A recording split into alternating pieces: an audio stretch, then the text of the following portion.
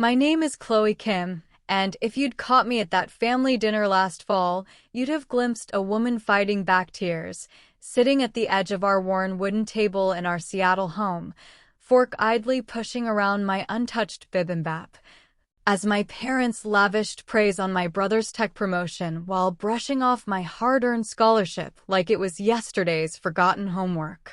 But let me pull you into that rainy October evening, the air heavy with the scent of gochujang and steamed rice wafting from Mom's kitchen, the patter of Seattle drizzle against the fogged-up windows. The night their casual admission unveiled a betrayal that struck like a Pacific Northwest storm, cold and unrelenting. There, amid the clink of chopsticks and the hum of family chatter blending Korean and English, they exalted my brother's real job in tech, dismissing my prestigious environmental research scholarship, funding my master's degree after years of rejection as just school, confessing they'd bragged about his achievements to friends and relatives while ignoring mine entirely, a revelation that surprised me like a hidden current pulling me under.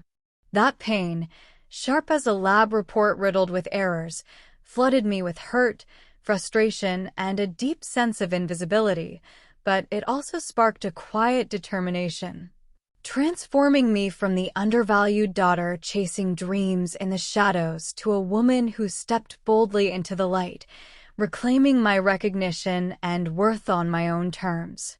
I was born Chloe Jeon Kim in a bustling Seattle neighborhood near the International District, where the streets echoed with the chatter of Korean markets selling kimchi and fresh seafood. And our family home was a modest two-story craftsman with a small backyard where Mom grew rows of kimchi cabbage and perilla leaves in raised beds, the soil enriched by the region's frequent rains. My parents, immigrants from South Korea who arrived in the 1980s chasing better opportunities, built their life with relentless perseverance. Dad, a software engineer at a Boeing subcontractor, his days spent in a dimly lit office coding flight systems, coming home to share stories of his engineering school days in Seoul over bowls of jjigae stew.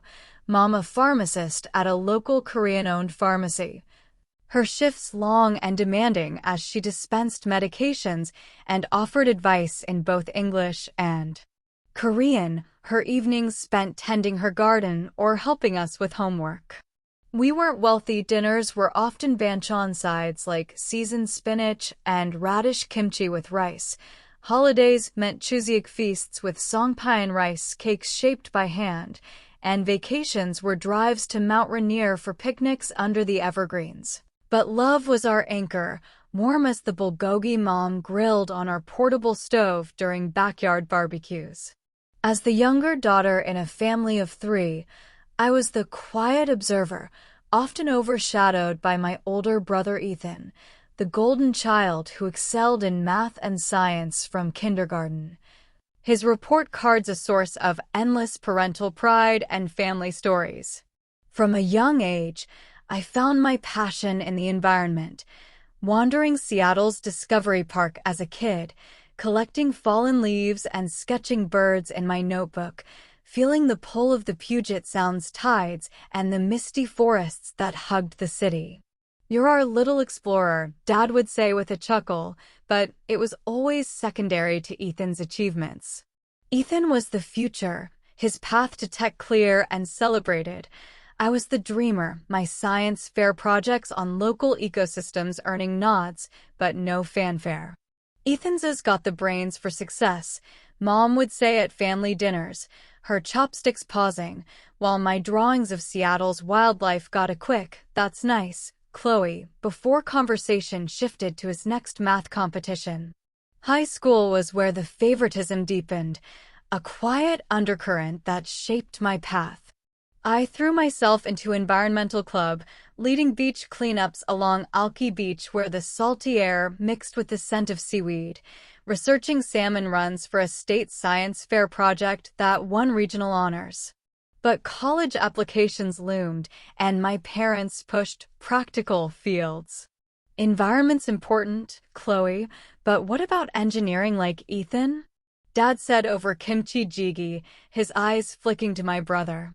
I compromised, enrolling at the University of Washington for environmental science, drawn to the program's focus on the Pacific Northwest's ecosystems. To afford books and fees, I worked part-time at a campus cafe, steaming lattes for stressed students while studying ecology late into the night, the cafe's aroma of roasted beans becoming my second home. Ethan, 2 years ahead, breezed through computer science on full scholarships, his internships at Microsoft earning parental applause and family toasts. He's our pride, Mom gushed at gatherings, while my undergrad research on urban green spaces, mapping Seattle's parks for biodiversity, got polite smiles, but no spotlight. It's a tough field, Chloe, Dad would say gently. Maybe minor in business. Rejection stung, grant applications denied for field trips, internships overlooked for more technical candidates, but I persisted, my dorm room walls pinned with maps of the Salish Sea, my laptop full of data on Seattle's wetlands. Grad school was my goal, a master's in environmental policy at UW, focusing on climate resilience in the Puget Sound, a chance to turn my passion into impact. The scholarship was my breakthrough, a yes that felt like the sun breaking through Seattle's perpetual clouds after years of gray rejections.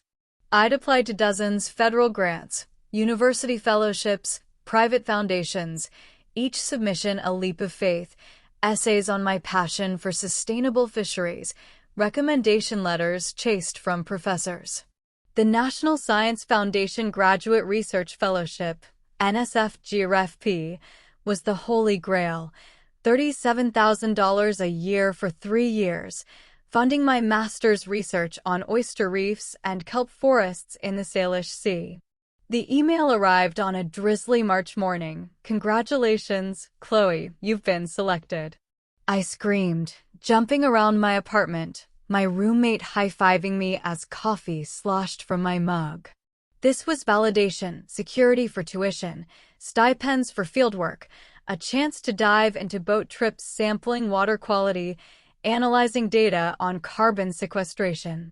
I called home, voice bubbling with excitement. I got the NSF. Full funding for grad school. Mom's response was lukewarm. That's wonderful, Chloe. Ethan's interview at Google went well too. Such big news.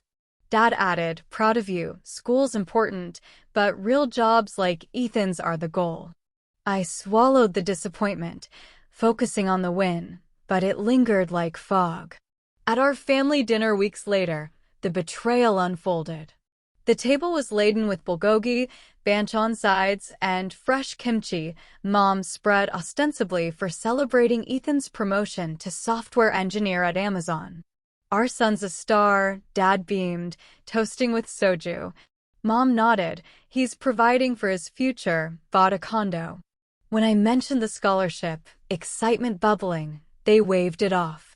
Just school, Chloe, Ethan said, chuckling as he served himself more rice. Not like a real job with benefits. Mom added, we've been telling friends about Ethan's raise, such a good boy, making us proud.